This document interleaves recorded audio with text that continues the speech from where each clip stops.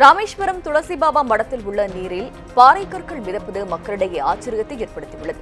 தனுஷ்கோடியில் இருந்து துளசிபாபா மடம் 1964ஆம் ஆண்டு ஏற்பட்ட கோர புயலுக்கு பிறகு ராமேஸ்வரத்தில் தொடங்கப்பட்டது.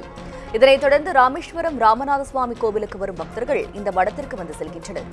இந்நிலையில் இந்த மடத்தில் உள்ள பாறை கற்கள் நீரில் மிதப்பது ஆச்சரியத்தை ஏற்படுத்தியுள்ளது. உலகில் அறிவியல் வளர்ந்துள்ள நிலையில் மிதக்கும் கல்லும் ராமர் பாலமும் உண்மை என்பது தெளிவாகி உள்ளதாக இந்த மடத்தின் நிர்வாகி கருத்து தெரிவித்துள்ளார். 1964 புயல்ல தனுஷ்கோடி அடிஞ்சதுக்கு அப்புறம் அங்கிருந்து எடுத்து இங்கே பிரதேசம் பண்ணாதான் அந்த கல் இந்த விக்கிரகம். இது சாதுக்கள் தங்குற பைராகி மடம், அந்த மடத்தில் இருந்த கோயில் தான் தனுஷ்கோடியில் இருந்தது. அதான் அந்த கல்லுகளை இங்கே பிரதேசம் பண்ணாங்க.